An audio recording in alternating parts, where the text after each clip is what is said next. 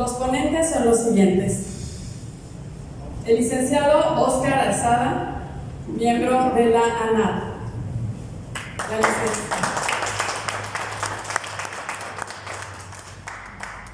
La licenciada Lidia Guevara, de Cuba. Abogada de la Unión Nacional Jurista de Cuba. José Alberto López Damián, de la Asociación Nacional de Abogados Democráticos, ANAD, y presidente de la ANAD.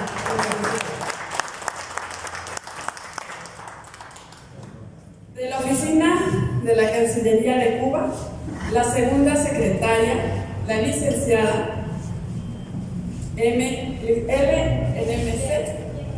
Jenny García Urquiz. El secretario de Solidaridad, José Cruz Díaz.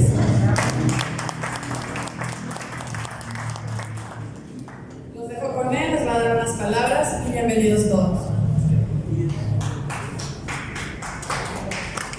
Bien, buenas tardes a todos, gracias por acompañarnos, creo que vienen en camino más compañeros, pero mientras, bueno, tenemos que dar inicio a al trabajo del cual nos estamos citando el día de hoy. México y Cuba tienen años de tener esta amistad, y hoy Cuba requiere la solidaridad de todo el pueblo mexicano. Por eso es que hemos programado una serie de actividades, entre ellas está este conversatorio para nos expliquen un tanto la cuestión laboral tanto en Cuba, ¿sí? Por eso es que también tenemos a los abogados de la ANAD para también hacer de alguna manera una comparación de las relaciones laborales de trabajo en cada uno de nuestros países. Por eso es que estamos aquí presentes y damos la palabra al compañero Óscar Alzada, miembro de la Asociación Nacional de Abogados Democráticos. Adelante. Bravo.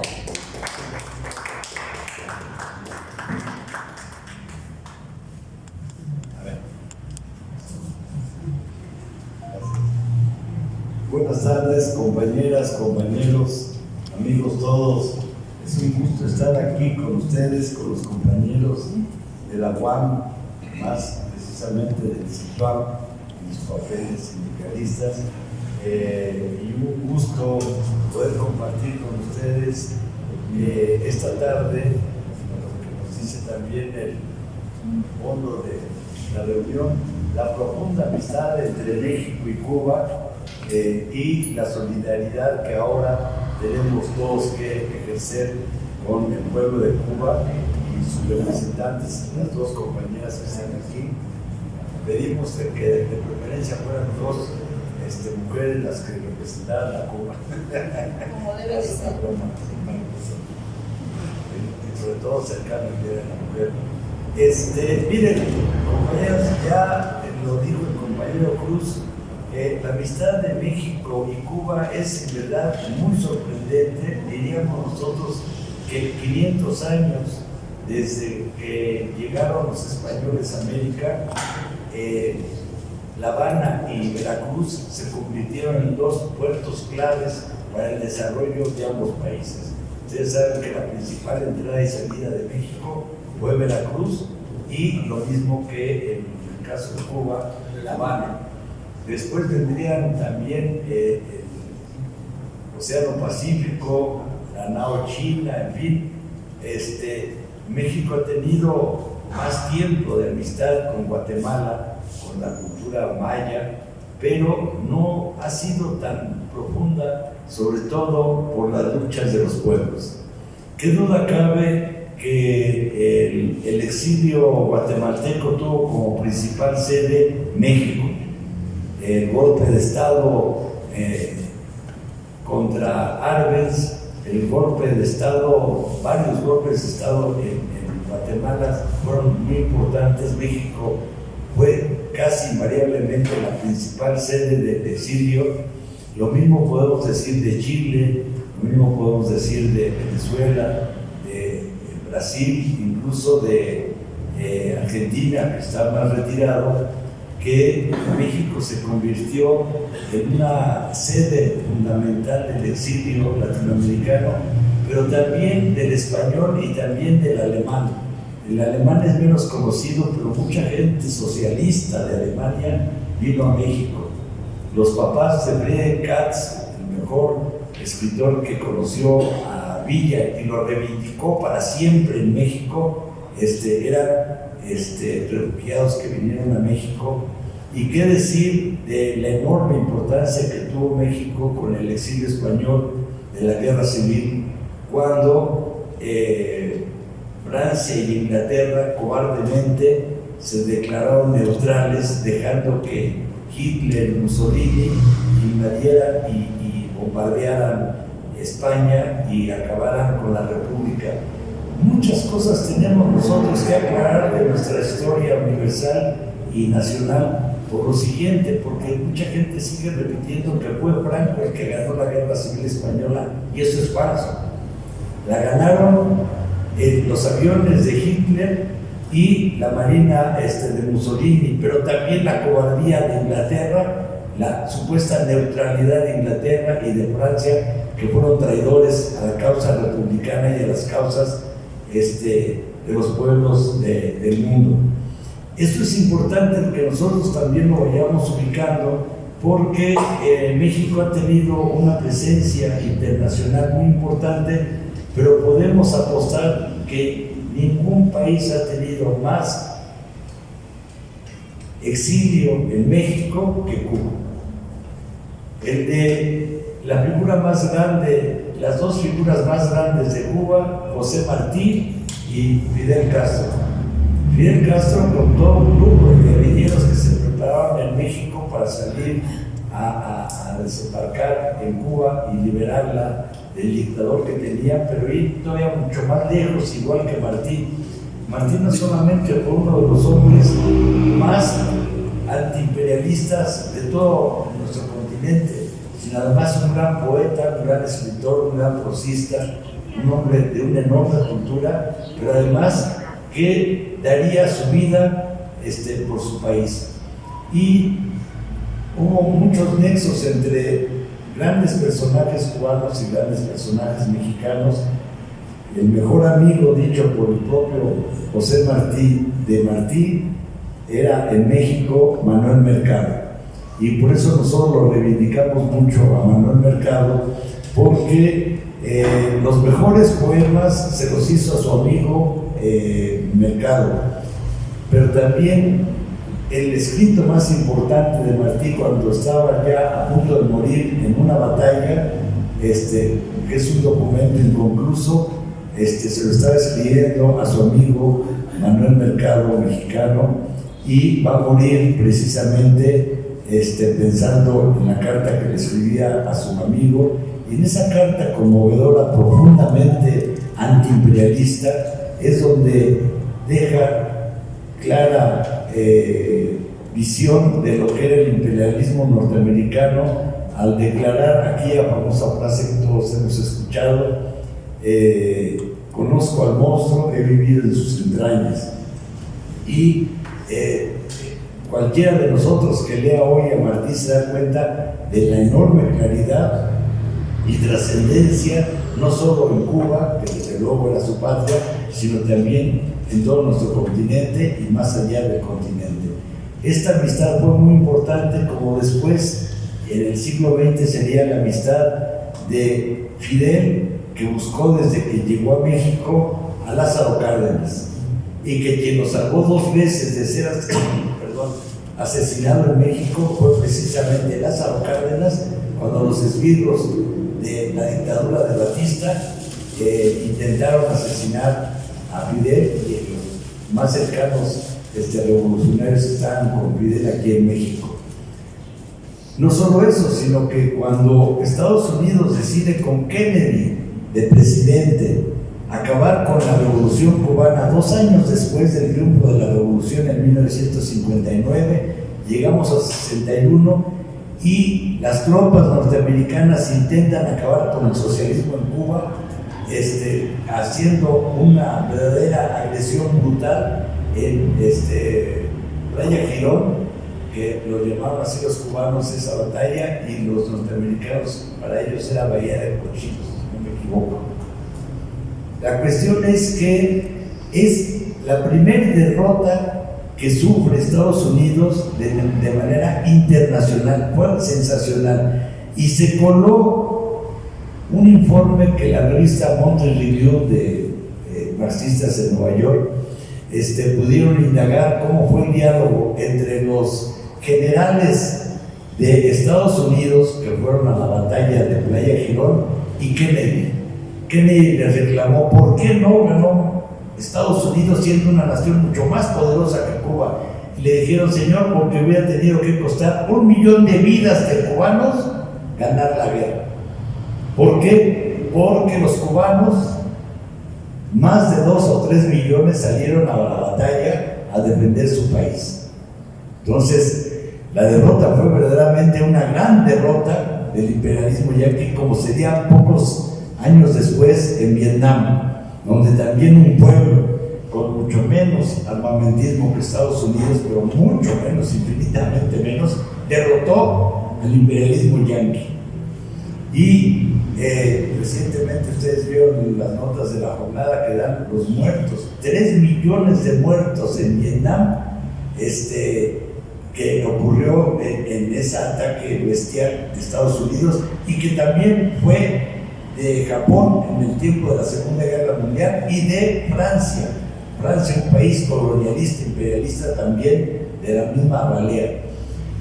Los 3 fueron derrotados por los vietnamitas, un pueblo con una profunda unidad, una profunda fuerza moral, que supieron derrotar pacientemente al imperialismo más peligroso que había en ese momento en el mundo, como ahora también está sucediendo. Esta amistad no es nada más una amistad política, es también una amistad cultural, es una amistad de vidas. Hay un libro precioso que hicieron los amigos cubanos que se llama La Habana y Veracruz, 2 ciudades hermanas. Y es cierto, cualquiera de nosotros que conozca, como decía, alguna vez declaró un gran cantante de Cuba, Benny Moré, dijo: es cierto, el bolero nació en Cuba, pero los mejores boleros se hicieron en México.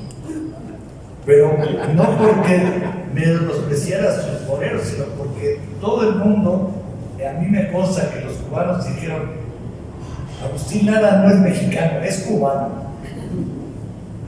Porque no hay ningún autor en el mundo que tenga tantos boleros y de la gran calidad que tiene Agustín Lara, y que se canta más en Cuba, tengo que confesarlo, donde tienen un monumento, que el mismo México, ¿no? Entonces, es una relación muy estrecha la que ha habido, y esa cercanía. Comentaba con el compañero Andrés que estando Guatemala tan cerca de México, no tenemos esa amistad con Guatemala, a pesar de esa cercanía. En cambio, estas grandes luchas de Cuba y de México, porque también hay que decir lo que nos recordó ayer la compañera Lidia, el mayor admirador que tuvo Benito Juárez fue José Martí. No solamente lo comparaba con Bolívar, sino que también decía: porque el indio Juárez derrotó al ejército francés y lo expulsó de América como ningún otro ejército lo había hecho en América, la expulsión del ejército francés, que en aquel tiempo, 1867, era el segundo ejército más poderoso del mundo, el francés. Y aquí se logró esa derrota. Entonces, estamos viviendo un periodo de agresión brutal del imperio de Estados Unidos, que está en una profunda crisis económica, en una profunda crisis política, porque ustedes saben que más de la mitad de los norteamericanos, del pueblo norteamericano, lo repudia. Y con esa situación sigue al frente de la manera más brutal, más fascista, solo comparable con Hitler, podríamos hablar de quién es Trump, además, más falso que cualquier cosa que podamos imaginarnos, porque hace poco declaraba que había logrado terminar con 8 guerras, cuando es totalmente mentira, y lo que se ha creado son guerras por todo el mundo, y cualquier país, como las que hemos escuchado, las que hemos conocido, y terribles amenazas también para nuestro país, como bien lo sabemos, con los migrantes, con la gente que el racismo de Estados Unidos es uno de los más bestiales, que solamente es comparable con el racismo de Hitler. Pero, volviendo a nuestro tema, esto ha hecho también una profunda, no solo amistad, sino solidaridad entre los pueblos de México y Cuba. Y ahora se ha demostrado una de las páginas más brillantes que tenemos en la política internacional de México es todas las intervenciones de Claudia Sheinbaum concluyen en: no vamos a dejar pasar a los norteamericanos, a las tropas norteamericanas a México, porque no vamos a permitir que se violente la independencia, la libertad y la soberanía de México. Y hasta hoy se ha estado cumpliendo.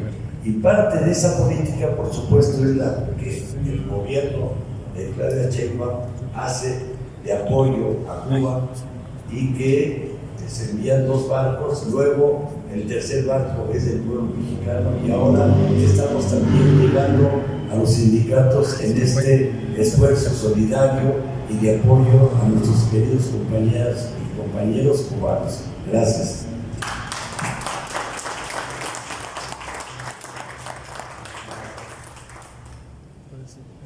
Gracias, licenciado Oscar. A continuación tenemos la intervención de la compañera.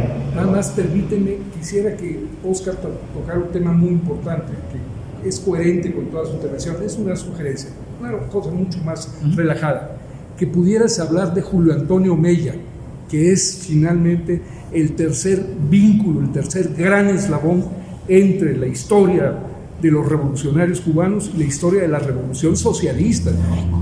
Si les parece, por el orden que propuso la mesa, esto lo vemos al final de todos. ¿Sí? Bien. Gracias. A continuación tenemos la intervención de la licenciada Lidia Guevara de Cuba, abogada de la Unión Nacional Jurista de Cuba. Adelante, por favor.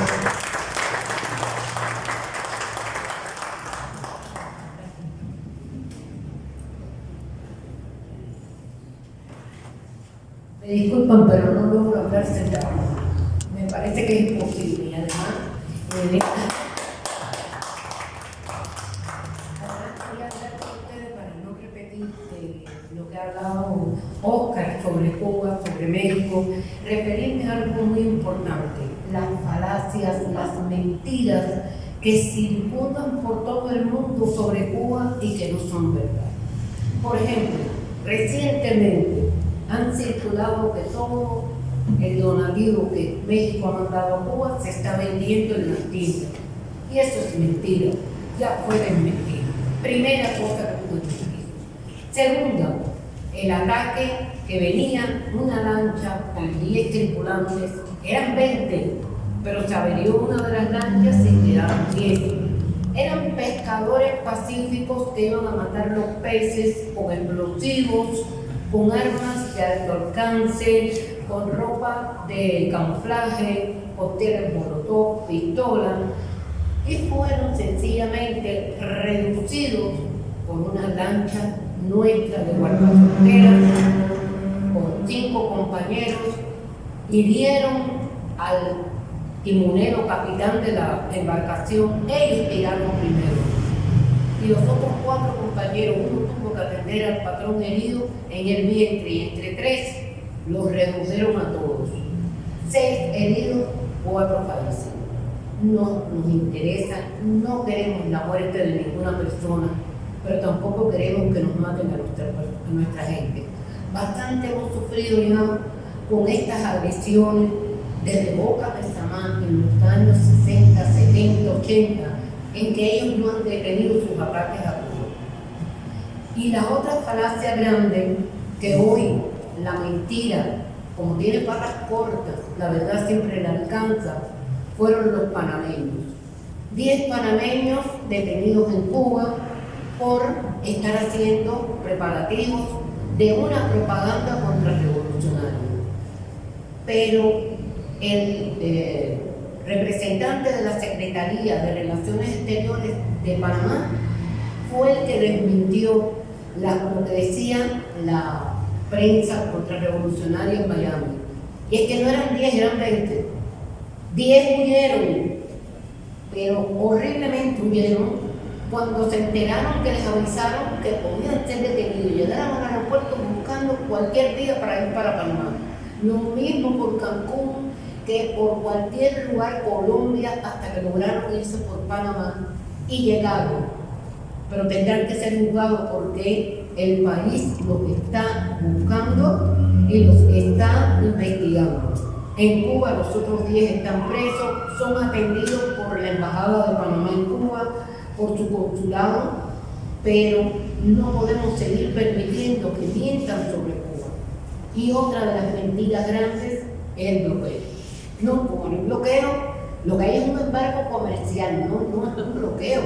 Demostrado en este momento naval, aéreo, financiero, contra la salud, contra la educación del pueblo cubano.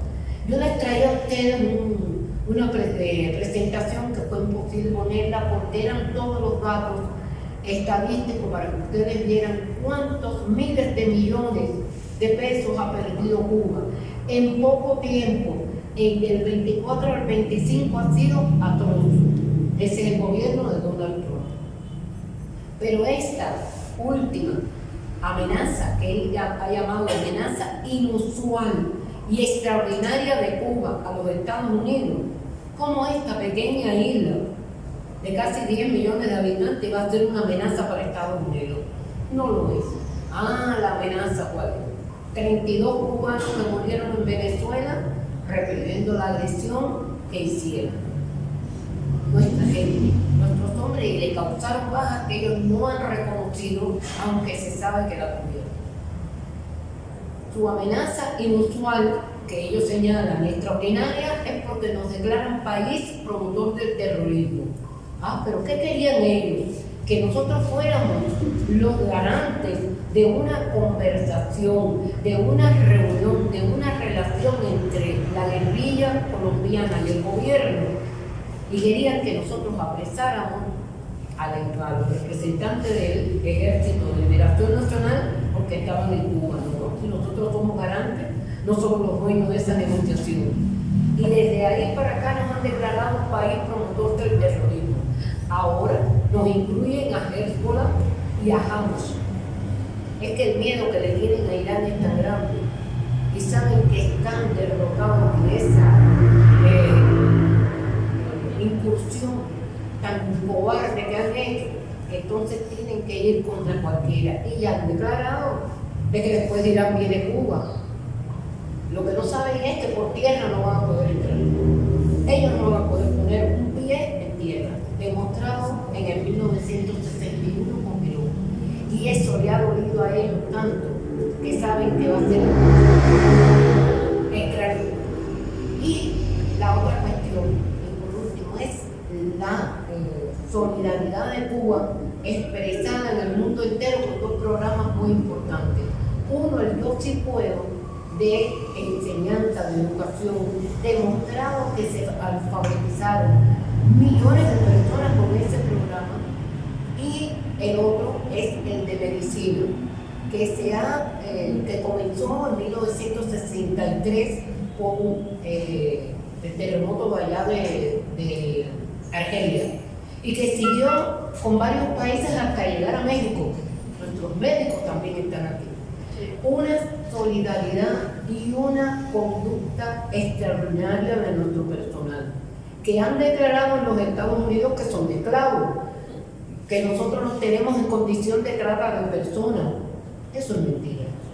Simplemente nuestros médicos, nuestras médicas, enfermería, el personal de enfermería, de salud pública de todo tipo, van al mundo por su conciencia de colaboración con los pueblos. Y tienen ustedes que estuvieron en lugares no solamente catastróficos, sino que cuando el ébola, donde nadie quería ir a curar el ébola y a curar los pacientes, Cuba estuvo. Además, creó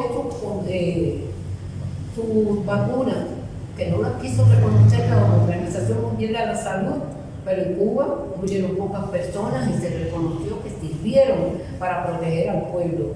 Y se la regalamos a varios países que la necesitaron, recibieron la vacuna cubana. Entonces, ¿qué quería decirle? Que Cuba ha sido un país pequeño pero valiente. En estos momentos vivimos tras un cerco, porque esto ya no tiene otro nombre, un cerco petrolero, cero entrada de petróleo. México estaba mandando el petróleo.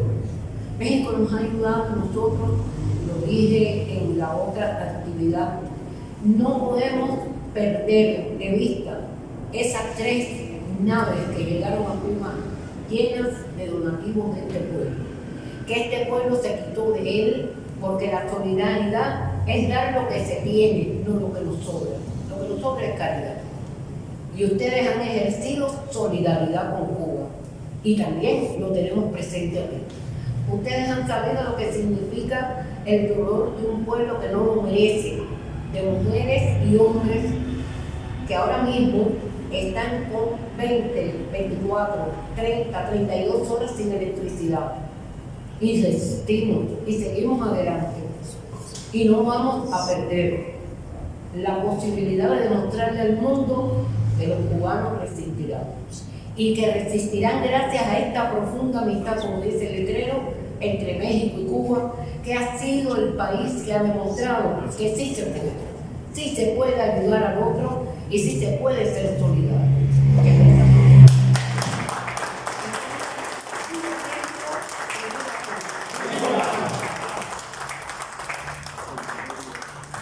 Gracias, compañera Lidia. A continuación le damos la palabra al compañero José Alberto López Damián, de la Asociación Nacional de Abogados Democráticos, presidente de la ANAT. Adelante. Muchas gracias.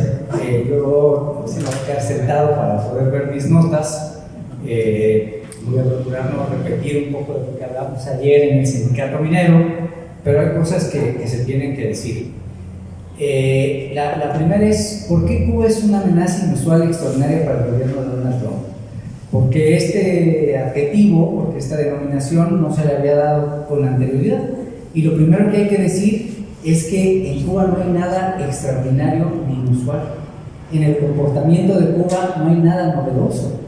Cuba se ha comportado así desde el triunfo de la Revolución Cubana en 1959.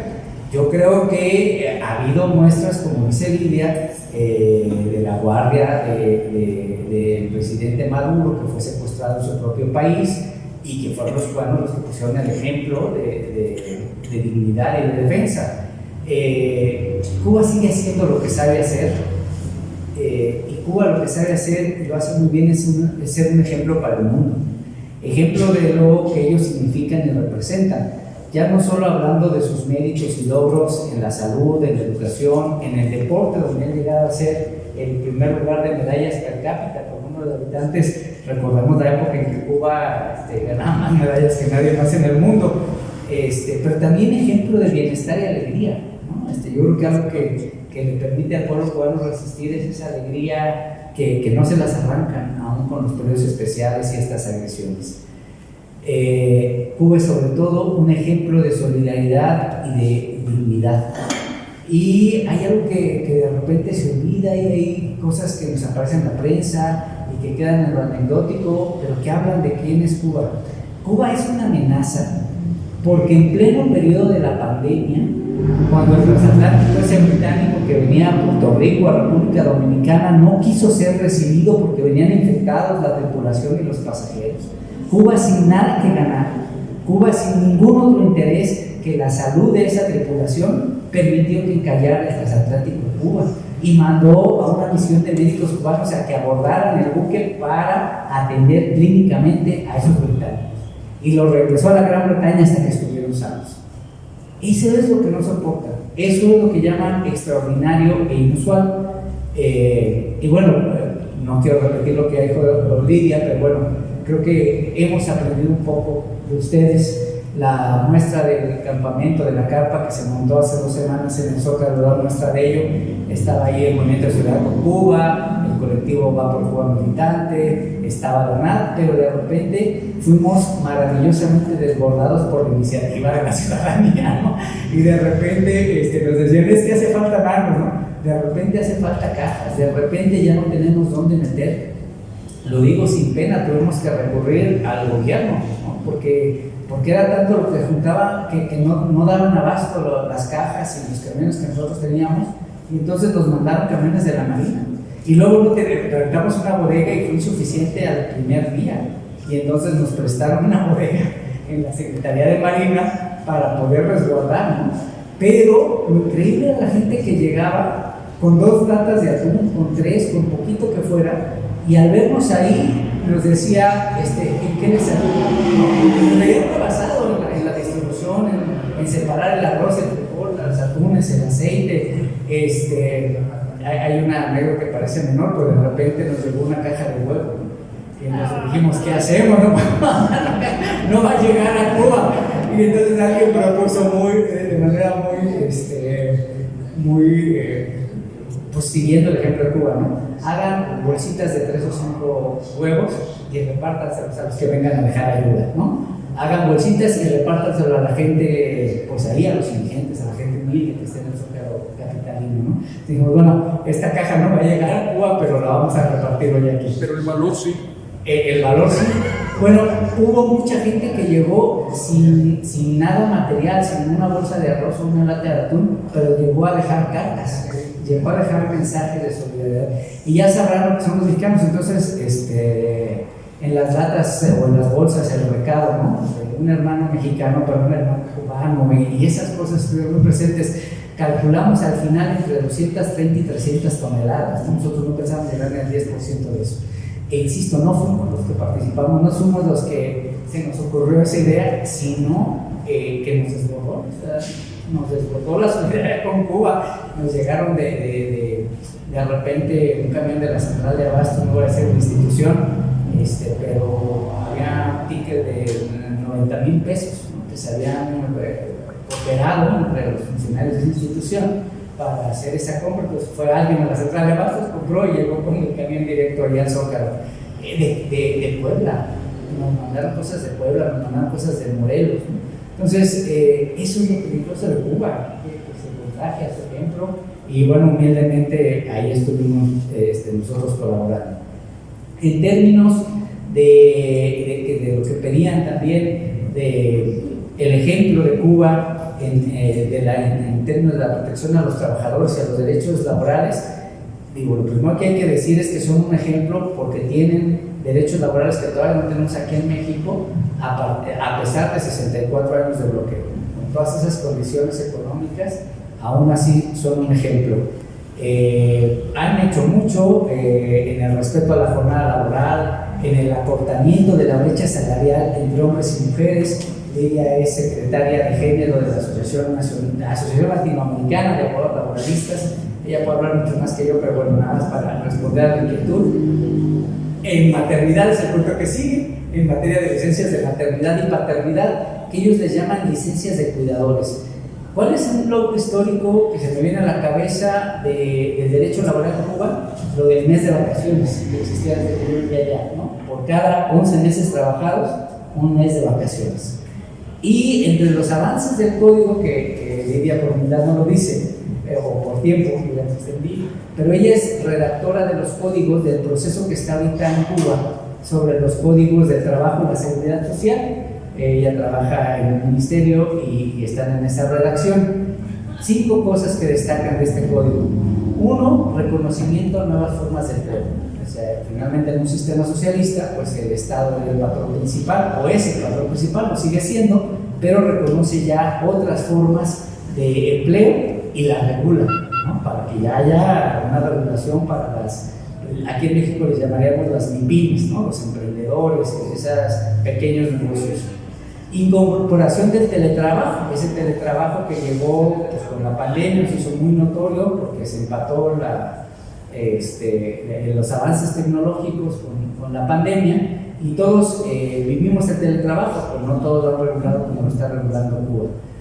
Tercero, lo que ya decía Lidia, lo que llaman la protección a los cuidadores, donde se autoriza licencia retribuida para personas encargadas del cuidado de menores, ancianos y personas con discapacidad.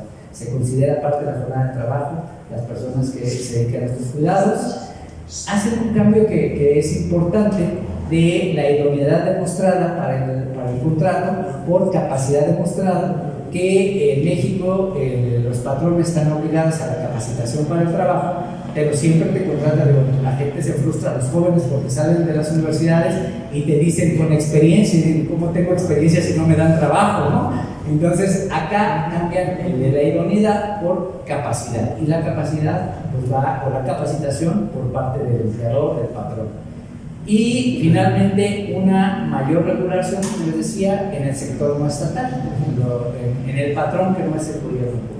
Entonces, siguen siendo un ejemplo en muchas cosas, y la regulación del derecho laboral no es la excepción. Muchas gracias por su paciencia.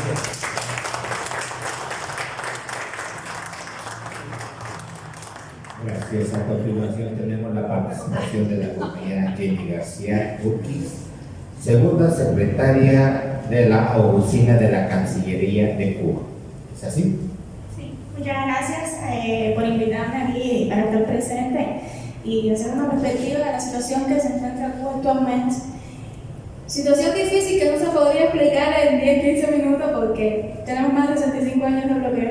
Eso no se puede explicar. Más de 243 medidas después del recrudecimiento sin precedentes del bloqueo con la primera administración Trump. Entonces, yo voy a tratar de enfocarme lo más posible en los últimos años para acá. Y primero, antes de empezar a explicar la situación actual, quería decir algunos datos aquí que se presenta todos los años el informe sobre el bloqueo en la Asamblea General de Naciones Unidas, y se hace con un pequeño enfoque porque no habría suficiente documento para plasmar todas las repercusiones del bloqueo, pero que ilustran bien el daño que causa el bloqueo de la sociedad cubana. Por ejemplo, aquí dicen que 2 días de bloqueo equivalen al costo del mantenimiento anual del transporte público en el país, $40 millones. 16 días de bloqueo equivalen al financiamiento requerido para cubrir las necesidades del cuadro básico de medicamentos del país, $339 millones aproximadamente. 6 días de bloqueo equivalen al financiamiento requerido para importar el material gastable médico y los reactivos necesarios para el Sistema Nacional de Salud durante un año, $129 millones aproximadamente. Estos son solo algunos ejemplos de las grandes repercusiones que tiene para la población cubana, porque una de las narrativas que siempre nos quieren implantar desde Estados Unidos es que estas medidas son para el gobierno cubano. No, compañeros. Aquí los más afectados son la población cubana, que son medidas dirigidas para afectar a la población cubana. Estos datos fueron hasta mayo de 2025. De ahí para acá, bueno, todos conocemos que la situación no es la misma, y principalmente a partir del 29 de enero, cuando se tomó la medida de la firma de la orden ejecutiva por el presidente norteamericano Donald Trump, donde, como ya comentaron aquí, declaraba a Cuba como una amenaza inusual y extraordinaria. Ellos tendrán su opinión de por qué una pequeña isla de 10 millones de habitantes que lo único que ha hecho es exportar solidaridad, exportar salud, exportar educación y apoyar a nuestros pueblos hermanos para que puedan desarrollarse independientemente. ¿Por qué seremos una amenaza inusual y extraordinaria? Yo digo que sería por eso, y puedo como aquí lo explicar. La situación en Cuba en estos momentos es un país viviendo sin poder exportar petróleo, con el 30% del petróleo que es capaz de extraer de sus tierras. Un petróleo que es muy pesado y que no se puede refinar, y que es el que debemos poner en nuestras termoeléctricas que ya están envejecidas, que también por cuestiones de bloqueo no se le ha podido dar mantenimiento, y que todo el tiempo están presentando fallos y problemas en su forma de funcionar. Ahora, en Cuba digamos, vamos a poner un ejemplo, se le pone a cada paciente de diálisis que tiene que realizarse un tratamiento de diálisis un taxi que lo va a recoger cada vez que tiene un tratamiento y ir al hospital, que lo recoge en su casa, lo lleva al hospital y luego lo trae de vuelta. En estos momentos, eso está en peligro. ¿Por qué? Porque no hay combustible para poder dar a los taxis y le puedan trasladar a los pacientes. Y eso es una, las embarazadas. Nosotros tenemos en estos momentos, lo tenía por allí el dato, 32.880 mujeres embarazadas que están en riesgo. ¿Cómo se puede atender a esas embarazadas si no hay transporte para poder llegar a sus hogares? ¿O cómo se podrían trasladar de su casa si presentan algún problema en ese momento? Son cuestiones que ya rozan lo inhumano. Bueno, no rozan, no, están más que pasadas ya del tema inhumano y que ataca principalmente al sector de salud, al sector de educación. Debido a esta situación, se tuvo que suspender por 30 días las clases universitarias. Los estudiantes universitarios en estos momentos están dando clases de manera online con las dificultades que conllevan 20 horas de apagón. Que no tienen carga en los teléfonos, que la cobertura también se dificulta y todo esto. Y es una situación muy difícil, pero que el pueblo cubano continúa resistiendo y que saldrá victorioso como siempre, porque esta no es la primera situación en condiciones difíciles que hemos vivido. Y lo que sí podemos decir es que a pesar de esta situación difícil y que tenemos que seguir denunciando, porque es un intento de genocidio contra el pueblo cubano, sin embargo, cuando uno habla con nuestros familiares en Cuba, con nuestros amigos que están en este momento ya, dicen, sí, es verdad que es difícil, pero ellos saben que es principalmente causa del bloqueo. Y saben de que ellos van a seguir resistiendo y que vamos a buscar una resistencia creativa, como llama nuestro primer secretario y presidente, de poder. Aparte de esta situación, se siguen instalando parques solares fotovoltaicos como una alternativa para poder sortear la difícil situación electroenergética. Se siguen buscando y tratando de poner paneles solares en nuestros hospitales, en las escuelas, en localidades que están muy distantes de las principales ciudades en el país y que es más difícil que le llegue la corriente. Entonces, a raíz de todo esto, bueno, lo que podemos decir es que hay que trasladar nuestro profundo agradecimiento y reconocimiento al pueblo mexicano.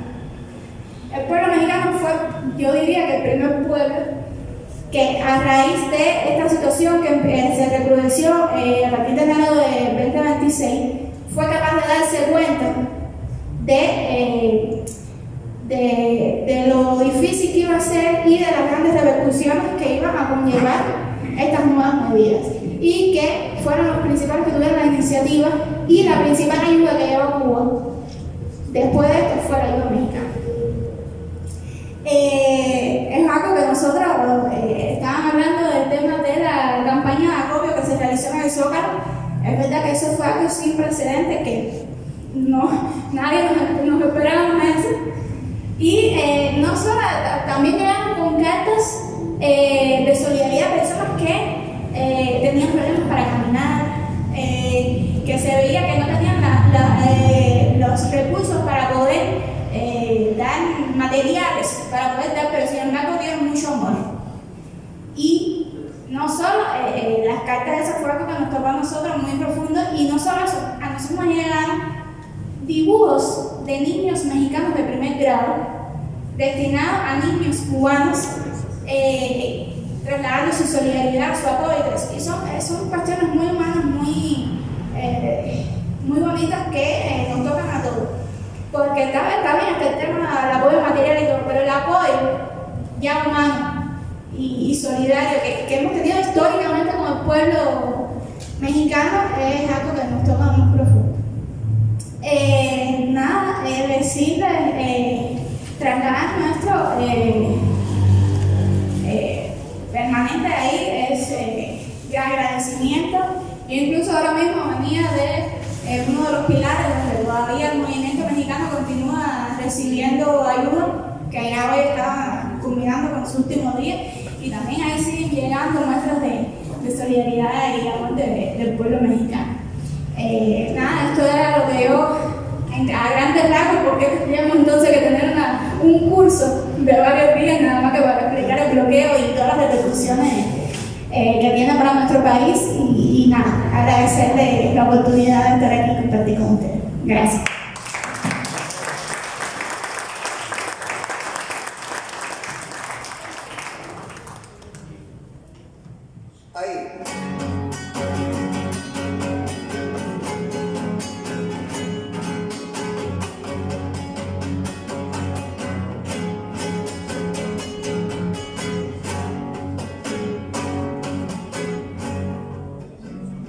Una tarde de enero tomé mi canoa para dar una vuelta. Me dijeron, cuídate que con la tormenta te vas a perder. Pero soy correntino, machazo en mi pago, vaqueado en el delta. Salí cuando entraban las primeras luces del atardecer. Cuando ya estaba oscuro como que el lobo, pretendí volver, pero el río rebelde me llevó empujones a orillas del mar. Desalentado sin ver la costa para entretenerme, panza para arriba montando estrellitas me puse a pensar.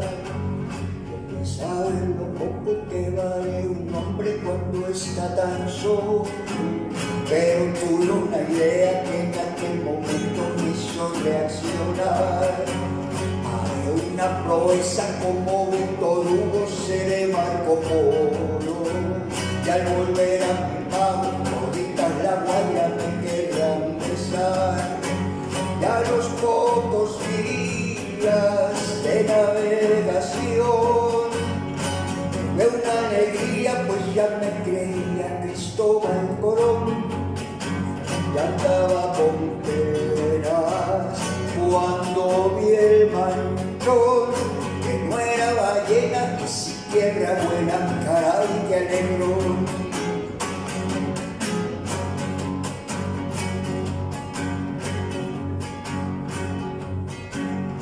Poner un pie en tierra, eché una olfateada por si era Corrientes, pero al ver un paisano con una escopeta le pregunté a él si al rancho en la capucha quedaba muy lejos. Dijo buenamente, ustedes en Cuba, patria socialista, tierra de Fidel. Volverme por lo que leía en el diario La Prensa, pero al ver los cubanos trabajan contentos por el porvenir. Quieres que todos no hayan alfabetas y hasta mí no piensa, ya que en Cuba con aires de guerra no podrá salir. Aquellos fusiles que ayer apuntaban al pueblo oprimido son los que hoy defienden en manos del pueblo su revolución. Son los que en mi tierra nos llevan milicos de los apellidos. Son los que tendremos el Moncho Varela, Jesús Ayun Ramón, y con mi canoa y mi llámame. Dejé a Raúl Roa y puse la proa en mi pago otra vez, ya los correntinos